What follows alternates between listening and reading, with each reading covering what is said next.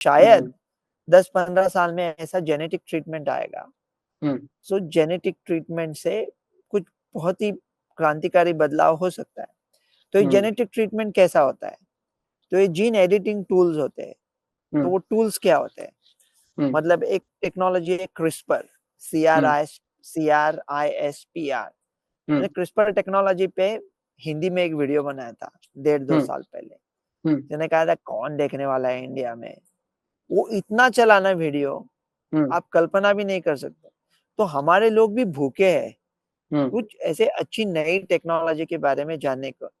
और क्रिस्पर से और एक जीन एडिटिंग का टूल होता है, और वो जीन एडिटिंग का टूल होता है mRNA। अच्छा। जो अमेरिका के वैक्सीन है ना, फाइजर और मॉडर्ना, वो mRNA।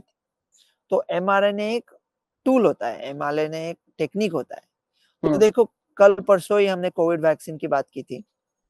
तो इंडिया में तो ये आए नहीं थे, फाइजर मॉडर्ना। और अभी इसमें राजनीति आ गई है कि उल्टे सुल्टे बोल रहे हैं कि आपका जीनोम चेंज हो गया, ये mRNA वैक्सीन की वजह से ये हो गया, वो हो गया। वो तो अब ये सब चलता रहेगा सोशल मीडिया के जमाने में। लेकिन mRNA जो टेक्नोलॉजी है ना, उस टेक्नोलॉजी का हम ऐसा नहीं कह सकते कि आपको अगर पुराने जमाने में वो सीडी प्लेयर होते थे ना, अब सब लोग यूट्यूब पे सुनते हैं, फोन पे। पुराने जमाने में सीडी प्लेयर होते हैं। तो मैंने आपको सीडी प्लेयर दिया और उसमें गाने लगे हैं सोने पे सुहागा मूवी के। आपने कहा मुझे सोने पे सुहागा अच्छा ही नहीं लगता, मेरे को बरसात की रात सुनना है। बोला राजू भाई आप सीडी प्लेयर तो ले लो। अगर आपके पास सीडी प्लेयर है तो आपको इजेक्ट बटन दबा के वो सोने का सीडी निकाल के आप बरसात के रात का सीडी डाल सकते हैं ना उसमें। इसलिए मैं बहुत बहुत बहुत मायूस हुआ था जब इंडिया ने इतनी बेरहमी से वो mRNA टेक्नोलॉजी को ठुकराया था।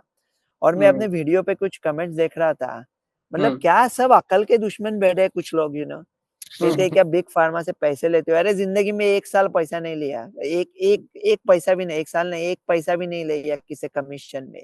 क्या बिग फार्मा, क्या डॉक्टर रवि को खरीदेगा? कुछ भी अनाप शनाप बातें करते हैं बेवकूफ लोग।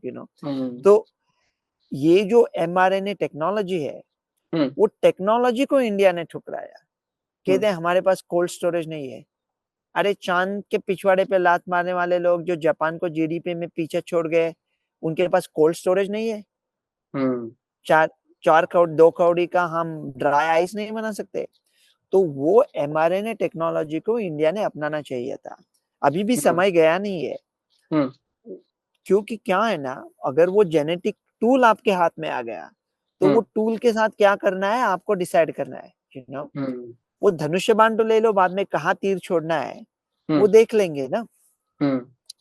तो जैसा फर्स्ट और सेकंड वर्ल्ड वॉर में कुछ इंडियन फ्रीडम फाइटर्स इंडियन नौजवानों को कहते थे कि ब्रिटिश आर्मी में भर्ती हो जाओ और बंदूक चलाना सीख लो।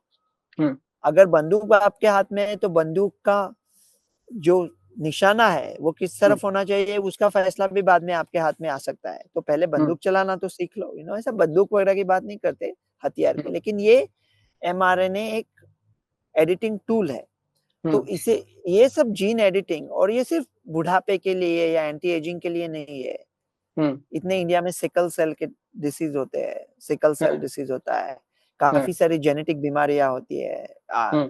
उन जेनेटिक बीमारियों का हम इलाज कर सकते हैं, जीन में जाके एडिट मार सकते हैं। फिर CRISPR को जाके एडिटिंग कर दिया तो वो ठीक हो गया। इंट्रायूटेरस एडिटिंग कर सकते हैं, मतलब वो बच्चा, हमने वो जो सिंड्रोम की बात की थी, वो बच्चा पैदा होने के पहले जाके कुछ कर सकते। तो ये भविष्य जेनेटिक टेक्नोलॉजी का बहुत उज्जवल है। और अमेरिका तो में तो कुछ सवाल ही नहीं है, बहुत ही अच्छा फास्ट काम चल रहा है।